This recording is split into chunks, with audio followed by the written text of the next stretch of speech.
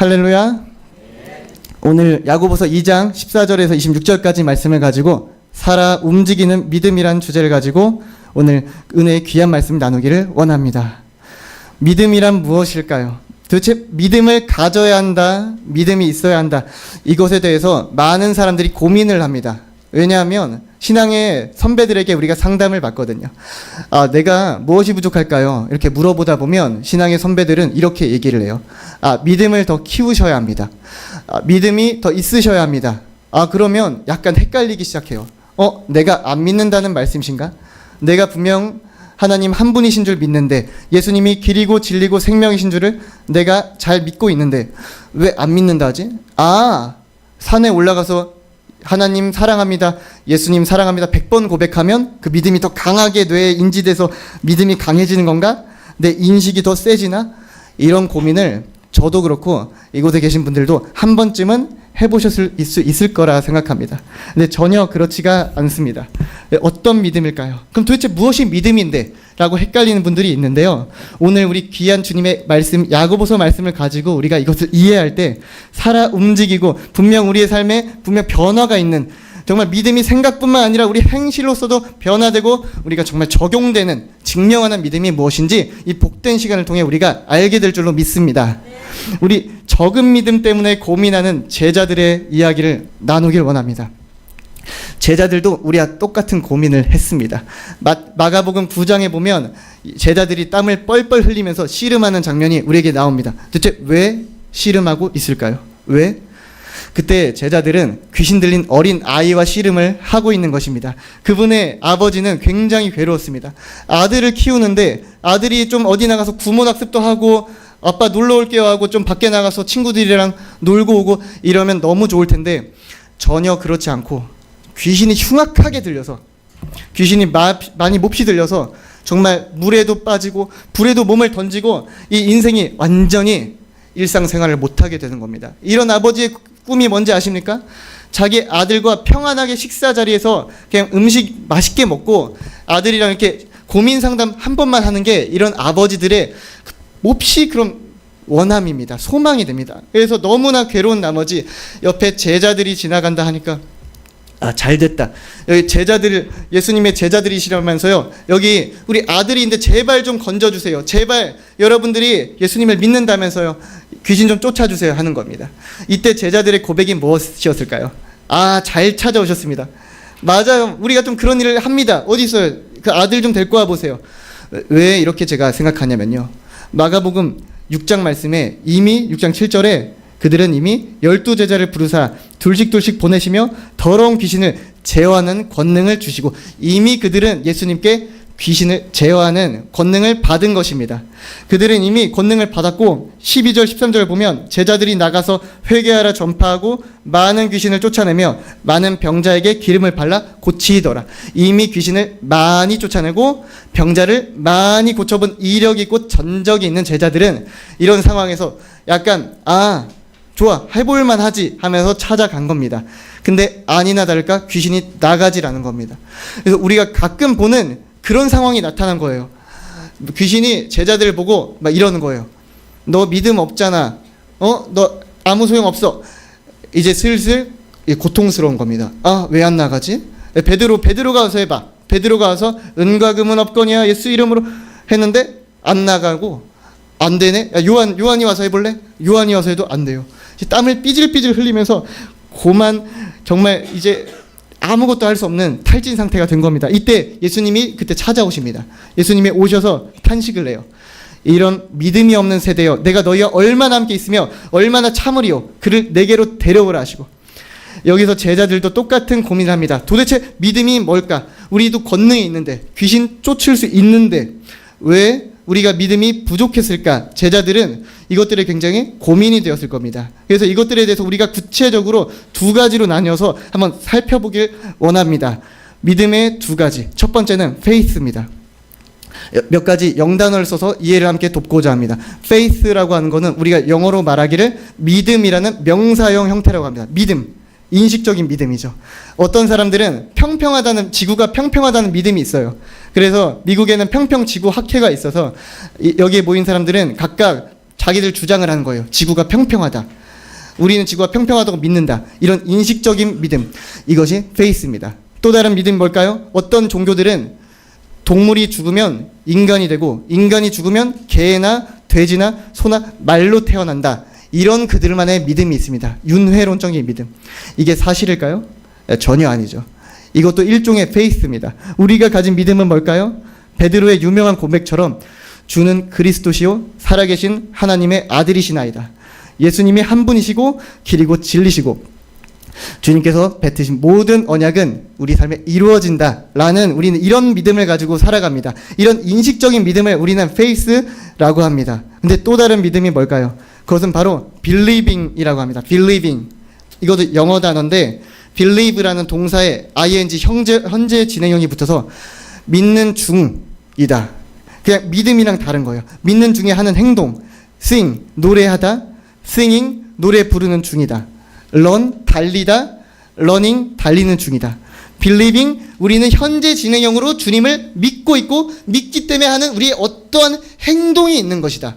이런 행동과 결합된 증명하는 믿음, 주님을 믿기 때문에 우리가 주님의 말씀에 순종하는 믿음을 believing이라고 하는 것입니다. 그래서 우리가 믿음이 어느 정도인지 궁금하신 분들이 계시죠. 내가 어느 정도 믿고 있지? 그러면 내가 순종하는 정도를 알아보면 정확히 내 믿음이 나옵니다.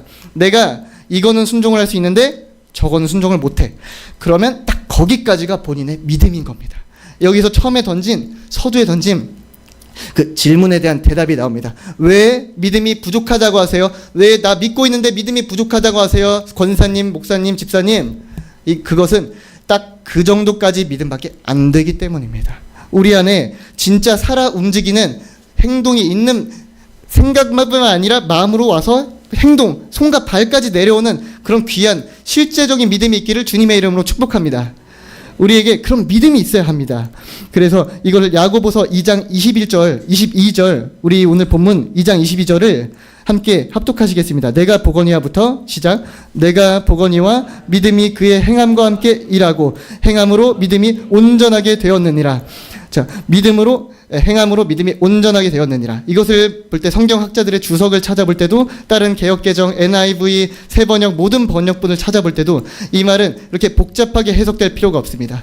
이 행함은 진짜 간단해요. 쉽게 말하면 우리 이 건물에 3분 뒤에 불이 난다고 제가 믿는다고 치겠습니다. 3분 뒤에 이제 이 건물에 불이 나요. 그럼 우리 어떻게 행동할까요? 바로 뛰쳐나가겠죠. 여러분 어떻게 할 거예요? 불이 곧 나요. 3분 뒤에. 나가지 않겠습니까? 이게 believing입니다. 근데 어떤 분들이 나는 이곳에 불이 날 걸 믿어. 근데 안 나가면 그 사람의 믿음은 뭡니까? 뭔가 왜곡된 믿음입니다. 분명 그 사람 인식으로 믿는다고 하지만 뭔가 행동과 실제적인 의식과 결합이 왜곡된 거예요. 뒤틀린 거예요. 뭔가 비정상적인 사고를 하고 있는 겁니다. 여러분 방금 이삭 토스트 드셨습니까? 이삭 토스트 맛있게 먹었는데 거기 검은색으로 이렇게 곰팡이가 펴 있어요. 곰팡이가 이렇게 잔뜩 펴 있는데 그걸 가지고 와서 야, 나 이거 썩었다고 믿어. 근데 너 먹어볼래? 이상하죠. 그래서 썩었다고 믿는다면서 먹어. 그게 비정상적인 믿음입니다. 이게 가장 구체적인 건요. 제가 만약 아내가 있다고 치겠습니다. 아내가 있는데 내가 아내를 너무 사랑해요. 말은 항상 애처가처럼 내가 아내를 너무 사랑하지. 오늘도 아내 너무 보고 싶어. 근데 집에 절대 안 들어가요. 집에 들어가지를 않아요. 근데 다른 여자는 은근히 만나요.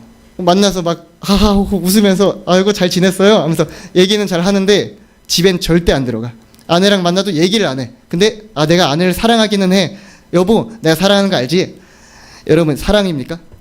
단순합니다. 야고보서 2장 22절을 어렵게 이해할 필요 없습니다. 이거는 진짜 믿음을 얘기하는 거예요. 믿으면 사랑하면 그게 행동이 왜 그렇게 안 되냐는 거예요. 머리로는 그렇게 예수님이 좋다고 하면서 말로는 주님을 사랑한다고 하면서 왜 행동으로는 그거가 증명이 되지 않느냐는 거예요.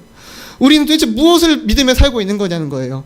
우리가 죄를 끊지 않고 이 더러운 짓들을 하면서 살면서 교회 와서는 주여 주여 하면서 손들고 기도를 하고 집에 돌아간다는 거예요. 주일 예배만 끝나면, 축도만 끝나면 평일에 그냥 내가 살던 삶으로 돌아가 버리는 삶, 이것들이 믿음이 없는 삶이라고 오늘의 본문은 이야기를 하고 있는 것입니다. 우리 이 본문을 잘 이해해야 합니다. 여러분 행위주의에 빠지면 안 돼요. 가끔 초대 교회 전 이후에도 가끔 너무 행위에 치우쳐서 어떤 율법과 행위에 좀 많이 치우친 그런 교파들이 있었습니다. 저는 그걸 얘기한 게 아닙니다. 왜냐하면 율법에는 어떠한 구원도 없기 때문입니다. 갈라디아서 2장 16절 바울 사도가 얘기합니다. 사람이 의롭게 되는 것은 율법의 행위로 말미암음이 아니요 오직 예수 그리스도를 믿음으로 말미암은 줄 알면서 그리스도 예수를 믿나니 율법의 행위로서가 아니고 그리스도를 믿음으로써 의롭다 함을 얻으려 함이라. 율법의 행위가 아니고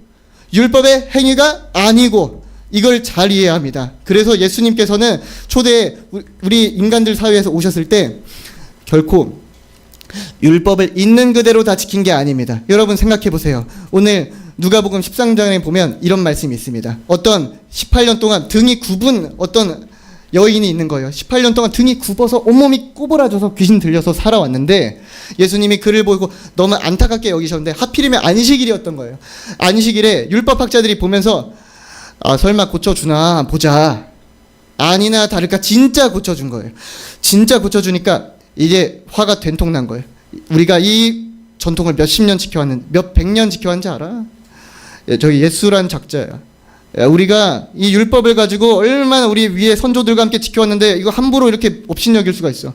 말이 돼? 그러니까 말이 됩니까? 그러니까 예수님이 너희들은 나귀와 소를 안식일에 풀어서 물도 먹여주고 자유롭게 해주고 물도 먹여주는데 이 18년 동안 등이 굽어서 괴로운 내 자녀를 안식일에라도 풀어줘야 되지 않겠느냐 이렇게 말합니다.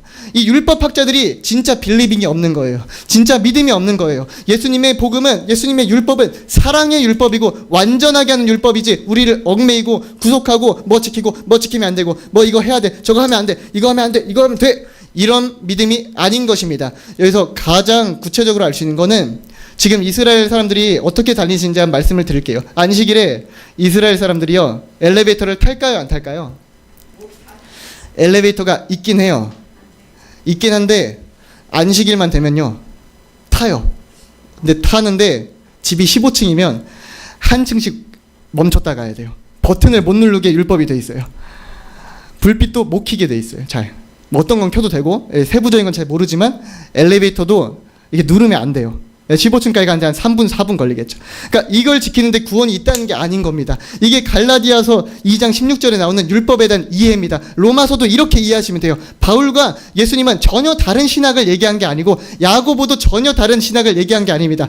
이런 어떤 할례를 했고 포경수술을 했다고 구원받은 게 아니고 할례 했다고 한 게 아니라 율법 정결 예식을 지켜서 손발을 씻고 밥을 먹어야 구원받은 게 아니라 우리가 정말 또 뭐가 있을까요?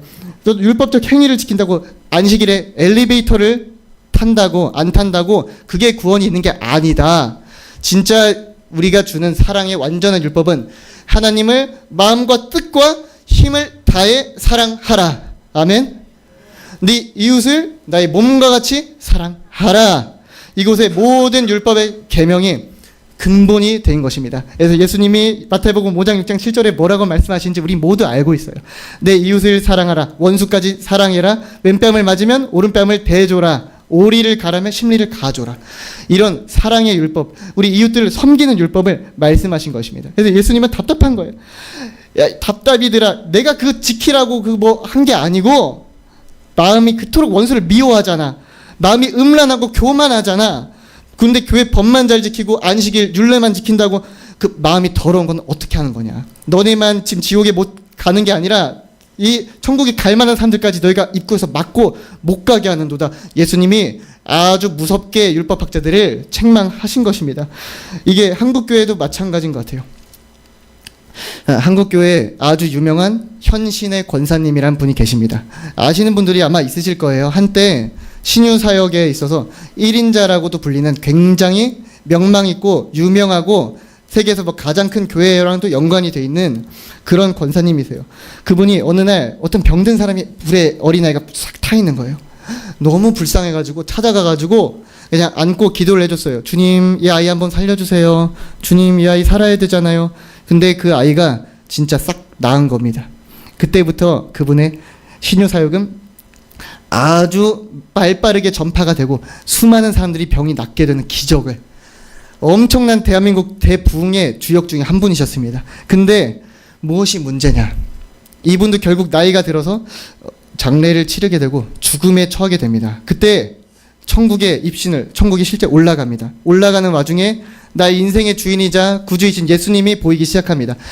예수님, 저 왔어요. 예수님 얼마나 보고 싶었는데요. 근데 예수님이 나는 너를 모른다 하시는 겁니다. 그래서 장난치는 줄 알았대요. 예수님, 유머도 많으셔라. 아시잖아요. 수많은 사람들이 제 기도 받고 고쳤잖아요. 주님 알잖아요. 왜 그래요? 내가 너를 도무지 알지 못한다. 너는 그 병 고쳐준 기도한 거 가지고 돈을 모아서 몇십억을 모아가지고 너의 안위를 살렸고 네 손에 권능이 있다는 거 드러내기에 바빴지 않느냐고. 너가 언제 나를 섬겼냐고. 내가 그 사람들 낫게 해준 건 네 손에 능력 있다고 드러내려는 게 아니라, 네 손에 능력이 있는 게 중요한 게 아니라 그 사람들 기도하는 게 너무 불쌍해서 내 자녀들 살려주려고 그 손에 권능을 준 건데 너는 그거 가지고 뭐 하다 왔냐고. 그렇게 한 겁니다. 완전히 변명할 수가 없어요. 하나님 나라의 심판대에서 우리가 변명할 수가 없어요. 그럼 끝이에요. 그래서 엎드려서 그 현신의 권사님이 한 번만 빌었다고 해요. 주님 한 번만 살려주세요. 한 번만 기회를 주면 내가 진짜 잘할게요. 하면서 이렇게 물어봤다고요. 그러면 저 대형교회 목사님, 세계에서 가장 큰 교회 목사님 저분은 주님께서 아세요? 아니, 난 그를 모른단다.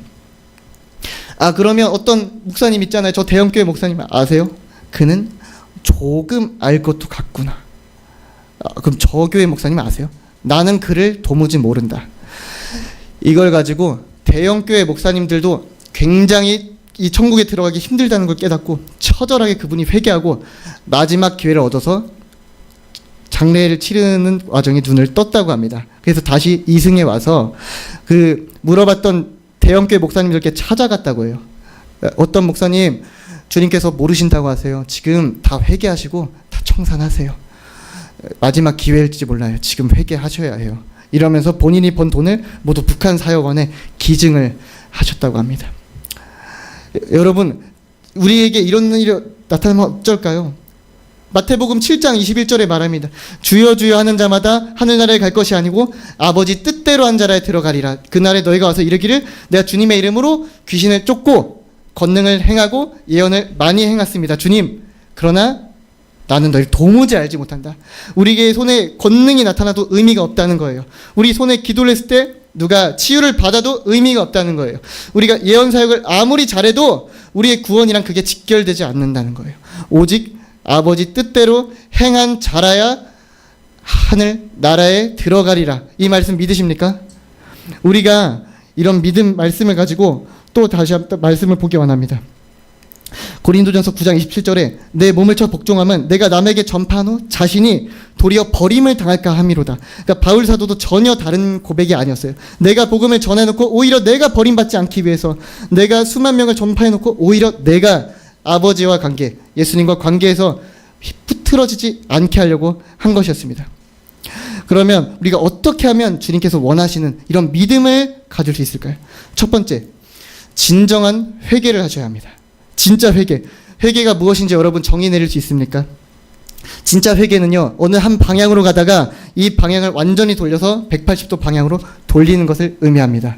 그래서 이쪽으로 갈 때 세상 쪽에서 살던 쾌락과 즐거움과 의미 없는 아주 더러운 짓들을 하다가 이 모든 세상적인 가치관, 나의 삶의 패턴, 나의 시간, 나의 인생, 나의 모든 계획을 돌려서 예수님께로 집중시키는 전적인 회심, 전적인 회전, 전적인 방향성의 전환이 회개가 되는 겁니다. 그래서 우리가 이 회개를 할 때 될 수밖에 없는 이유가 있습니다. 여러분, 우리 안에 성령님이 계시잖아요. 우리 안에 성령님이 이 우주보다 크신 사실을 믿으십니까? 우리 우주보다 크신 예수님, 우리 아마존에 수억 개의 나무를 세우시고 수억 명의 천사를 만드시고 사람들을 만드신 성령님께서 우리 안에 있는데 어찌 그 죄를 짓고 견딜 수가 있냐는 거예요. 이 하나님이 내 안에 계신데 천지를 주관하시는, 죄를 지으면 답답해서 견딜 수가 없어야 정상이라는 거예요. 양심에 찔려가지고 이 죄를 어떻게 할까? 주님, 너무 괴로워서 회개를 할 수밖에 없는 것. 내 죄를 내 마음이 견딜 수가 없는 것이죠. 그래서 회개한 이후에 성령님께 내 삶을 내어드리는 순종을 해야 합니다. 이것이 믿음을 가지는 두 번째 방법. 우리는 순종을 해야 합니다. 억지로 수행해서요, 불교처럼 아닙니다. 성령님이 내 안에 계시는 성령님이 주장하시는 대로 내 삶을 이렇게 돌려야 하지 않겠느냐. 너가 이웃을 사랑해야 하지 않겠느냐. 너가 아직도 원망하고 용서하지 않으면 어떻게 되겠느냐? 내 자녀를 용서해줘라. 너가 아직도 게으르게 살고 있으면 어떻게 하겠느냐? 어서 일어나서 너 부지런히 살아야지. 너 아직도 음란한 영상을 보고 음란한 짓을 남자친구 여자친구 더불어서 하고 있으면 어떻게 되겠느냐? 그것을 뿌리 끊고 나를 따라와야지 하는 성령님의 인도하심에 우리가 순종하는 것, 이것이 믿음의 방법입니다. 여러분, 여러분의 모든 시간을 한번 주님께 내어드리세요.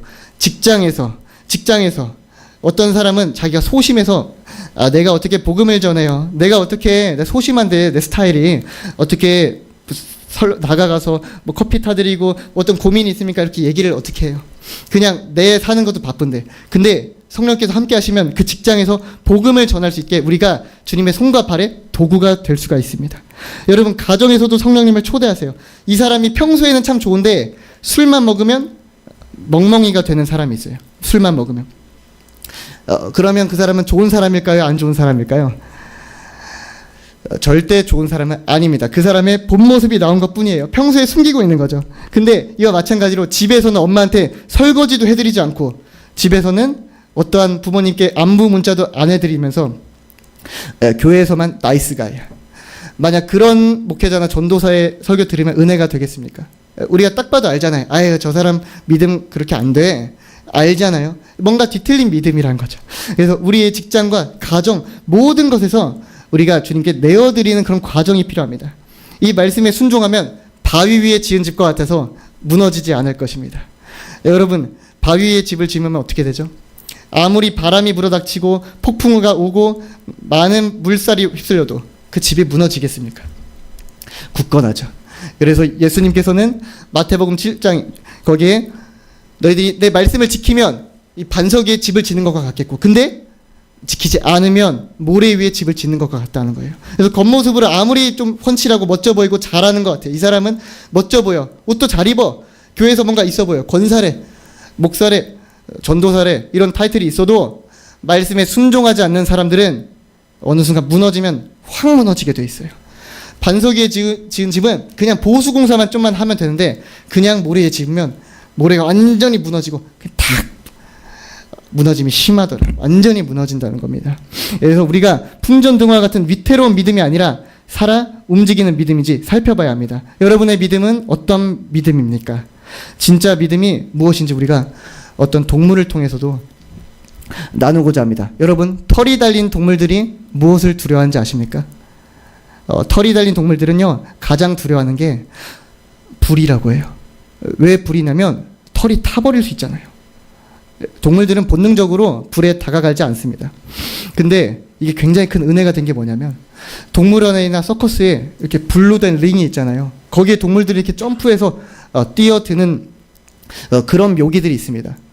어떻게 얘네들은 그렇게 할까요? 분명 본능이 있을 텐데 먹고 싶으면 먹고 죽이고 싶으면 토끼 죽여 먹고 그냥 살고 싶은 대로 살던 동물들이 자기의 본능과 본성을 거슬러서 그 불링에 통과하는 거, 이거 얼마나 참 쉽지 않은 일인가. 이게 너무 궁금한 한 목사님이 계셨대요. 그래서 그 주인에게 물어봤대요. 사육사한테. 아니, 얘들은 어떻게 그 불링을 뛰어들어가요? 물어보니까 이렇게 말을 하더라는 거예요. 아니, 뭐 그러면 많이 때리면 돼요? 굶겨서 얘들을 많이 좀 훈육시키고 사육하면 이게 하나요? 아니라는 거예요. 주인이 하는 말이 아닙니다. 이 동물들과 주인과 유대 관계가 중요합니다. 먹이를 많이 주고 많이 함께 지내고 먹고 자다 보면 이 동물들이 주인을 신뢰한다는 거예요. 주인을 믿는다는 거예요. 그래서 그 동물들이 어떠냐면 불링을 통과하기 전에 그 주인의 눈을 쳐다보는 거예요. 한번 쳐다보고 안심해요. 아, 안전하구나. 나의 주인이구나. 아, 내 주인이 나와 함께 있구나 하면서 보고 뛰어서 불의 링을 돌파한다는 거예요. 여러분, 우리의 신앙이 그랑 다르지 않습니다. 우리의 본능이 있잖아요. 죄성. 나는 쾌락이 좋아요. 나는 더러운 짓 하는 게 사실 좋아요. 나는 습관을 고칠 수가 없어요. 나는 원래 죄 가운데 붙잡혀 사는 그런 더러운 본성을 가진 용서를 그냥 받은 죄인일 뿐이에요. 근데 이 죄성에 저항할 수 있는 거는 우리 구주 예수 그리스도의 눈맞춤 때문이에요. 예수님이 나와 함께 계시구나. 예수님이 나와 동행하시는구나. 아, 우리 살아계신 예수님이 안심을 주시는구나. 평안을 주시는구나. 그걸 가지고 죄에 저항하는 거예요. 프로테스탄트, 기독교인들이 프로테스탄트라고 불리잖아요. 이게 무슨 뜻이냐면 저항자란 뜻이에요. 우린 끝없이 저항하고 저항하는 자들입니다. 그래서 인터스텔라라는 영화에도 이런 시가 나와요. 유명한 시인데 이렇게 나와요. 노인들이여 저항하고 저항하십시오. 저물어가는 해에 대해서. 그래서 우리는 세상에 흘러 들어오는 풍류에 저항하는 거예요. 아니 왜 기독교인들은 술을 안 먹어 재미없게. 왜 남녀끼리 좀 재밌게 놀 수도 있지. 왜 그렇게 안달이야. 왜 주일마다 교회에 가. 이런 수없는 그 죄인들의 풍류 속에서 우리는 저항하고 거슬러 가는 겁니다. 그래서 예수님은 그랬어요. 너희가 내 안에 거하고 나의 말씀을 따라 순종하려 하면 세상이 너희를 박해할 것이다. 세상이 너희를 미워할 것이다. 바울 선생님도 너희가 그리스도를 믿는 믿음뿐만 아니라 그리스도를 위해 받는 고통도 받는 특권을 줬다라고 이야기합니다. 여러분 우리 그리스도와 함께 고난을 받는 그 특권을 받아들이시겠습니까? 여러분이 세상 가운데 저항자로서 이 풍류를 거슬러 올라가겠습니까? 그래서 비행기랑 똑같아요. 비행기가 있잖아요. 보잉 777기가 200톤이라고 합니다. 여러분 200톤이 어느 정도인지 아세요? 200톤은 완전히 우리가 측량하고 들 수 없는 무게예요. 그럼 고철덩어리가 하늘을 날아가기 위해 활주로를 달립니다. 쫙 달리다가 연료를 넣고 그 중력을 200톤이 넘는 중력을 착 부력을 통해서 뛰어 올라갑니다. 그리고 공중에 뜨면 몇천 킬로든 갈 수 있는 거예요. 1000킬로든 2000킬로든 3000킬로든 그 엄청난 무게를 가진 것들이 평안하게 어떤 진짜 그 바람만 만나지 않으면 편안하게 이렇게 순항을 할 수 있고 어디든지 갈 수 있는 이런 신앙이 되는 겁니다. 우리도 마찬가지입니다. 우리의 믿음은 엔진이에요. 엔진에 성령께서 우리의 성령께서 우리 공급해 주시면 연료를 공급해 주시면 끝없이 연료를 받아서 우리가 프로펠러를 돌리고 날아가고 몇천 킬로든 날아가는 겁니다. 이것이 바로 30배, 60배, 100배의 열매를 맺는 우리는 불가능한데 우리는 죄를 이길 수 없는데 우리는 사망을 이길 수 없는데 성령의 능력으로 이것이 모두 돌파가 되어지는 것입니다. 여러분 사랑하는 성도 여러분 우리가 함께 결단하기를 바랍니다. 우리가 교회를 오래 다녀왔지만 여러분 젊은 날에 처음 주님을 믿을 때 그 주님을 뜨겁게 기쁘게 해드려야지 하는 그런 감격이 있지 않습니까? 여러분 마음 가운데 그 꿈이 있지 않습니까? 내 주님을 기쁘게 해드려야지. 내 주님의 뜻대로 살아야지 하고 그 어린 날에 수련회에서 교회에서 혼자 기도하다가 눈물 흘리면서 내 주님 뜻대로 살게요. 내가 정말 더러운 짓 안 하고 내 아버지의 원하시는 그 방법대로만 살아갈게요. 라고 전심전력을 다할게요. 내 이웃을 사랑할게요. 내가 병든 사람한테 소외된 사람한테 다가갈게요. 이런 여러분 믿음의 고백이 한 번쯤 있지 않습니까? 여러분 이런 고백이 어디 갔습니까? 이 더러운 죄, 음란한 죄, 교만한 죄 다시는 짓지 않겠다는 그 처음에 가진 순수한 열정이 우리 안에 다시 살아나기를 소망합니다. 우리 안에 주님을 향한 순수한 열정, 믿음이 깨어나시길 원합니다. 우리 안에 그런 열정이 깨어날 때 오늘 우리는 주님께서 주신 오늘의 기회인 줄 믿습니다. 아직 내 믿음이 뭔가 뒤틀린 것 같고 내 믿음이 뭔가 불안해진 것 같고 주님을 믿는다고 하면서 내 행실은 도저히 따라가지가 않고 말로만 믿는다. 말로만 기도한다. 말로만 사랑한다. 말로만 죄를 미워하겠다. 이렇게 해놓고 전혀 주님의 뜻대로 살아가지 않는 그런 믿음이라면 오늘 주님께서 기도하고 회개 결단의 기회를 주신 줄로 전 믿습니다. 그래서 이런 말씀이 전파될 때 회개 말씀이 전파될 때 옛날에 길선주 장로님 옛날에 초대교회 그 평양 대봉 있을 때 전파된 그런 복음들은 다 회개의 복음이었다고 합니다. 돌아서라. 주님을 다시 만나라. 다시 첫사랑을 회복해라. 더러운 죄, 음란한 죄, 교만한 죄 우리가 먼저 회개해야 전 세계 먼저 한국이 바뀔 수 있다라는 그들의 열정적 복음의 전파가 있었기 때문에 현대 교회가 1000만 명도 되고 1000만 명이 넘어가고 세계에서 가장 큰 교회가 한국에 있고 이런 일들이 일어나는 것인 줄 저는 믿습니다. 여러분 우리 한국교회가 망했다고 해요. 사람들은. 여러분 이거 믿습니까? 이게 맞습니까? 한국교회가 죽었다고 해요. 사람들은. 개독교라고 해요. 한국교회가 무너졌다고 해요. 우리를 무시하고 있어요. 우리가 능력을 잃어버렸다고 해요. 그리스도의 능력을. 성경에만 있고 다른 나라에 말고 우리나라에는 성령의 능력이 없다고 해요. 여러분 우리 도립교회를 통해서 성령님이 살아계신 걸 우리가 증거해야 되지 않겠습니까? 우리 손과 발을 통해서 주님께서 아직도 역사하신다. 살아계신다. 그리고 우리의 삶을 봐라. 우리는 산 위에 있는 등불과 같아서 숨길 수가 없고 빛과 소금 같아서 하나님의 영광을 세상 모든 사람들이 우리를 보게 할 것이다. 이런 믿음을 가져야 하지 않겠습니까? 우리 안에 그런 소망이 있기를 바랍니다. 우리 안에 다시 새롭게 일어나는 순수한 열정이 일어나길 원합니다. 우리가 먼저 밖에서 성령의 도구가 된다면 우리가 먼저 밖에서 성령님의 손과 발이 된다면 우리를 통해 세상 사람들이 너희가 제자인 걸 볼 때 너희가 예수님을 보게 되리라. 그들이 예수님을 보게 되리라. 저기에 예수님이 계시구나. 도리교에 예수님이 있구나. 말로만 예수님, 말로만 예수님, 기독교 4대 성인 말고 진짜 살아계신 예수님이 이 도리교에 있구나. 무슨 감리교, 장로교, 무슨 교 떠나서 정말 살아계신 예수님이 이 성도들의 마음과 삶에 살아 숨쉬구나. 여러분, 이것을 우리가 전하는 복음의 증인, 살아 움직이는 믿음을 가지는 여러분 되길 진심으로 축복합니다. 저도 그랬으면 좋겠고 여러분도 그랬으면 좋겠어요. 우리 모두를 통해서 지금은 1명 같지만, 지금은 10명 같지만, 지금은 5명 같지만 보리떡 5개와 물고기 2마리를 통해 하나님이 수많은 세상의 사람들을 먹이셨듯이 우리를 통해 갑자기 천천히 되고 만만이 되고 수많은 병든 사람, 죄 짓는 사람, 억눌렸던 사람들이 다시 일어나서 예수님을 눈물 흘리면서 손들고 찬양하고 주여 주여 하는 자들이 아니라 주님을 사랑해가지고 평생을 주님께 바쳐드리는 우리처럼 용서받은 죄인, 우리도 한때 더러웠지만 우리도 살아났다, 너희들도 살아날 수 있다라고 듣고 그들이 주님을 정말 향한 열정을 가지게 되는 그런 우리 복된 삶들 되길 바랍니다. 하나님이 기뻐하시는 믿음, 주님을 말로만 시인하고 행동으로 부인하는 믿음 아니라 삶으로 주님을 찬양하고 내 인생 전체를 주님께 올인하고 약간만 드리는 거 아니고 약간만 하고 주님 이건 드릴게요, 저건 가져가지 마세요가 아니라 내 인생을 올인해서 바치는 믿음 돼서 잘했다, 충성된 종아, 너의 인생을 내가 제물로 받았다.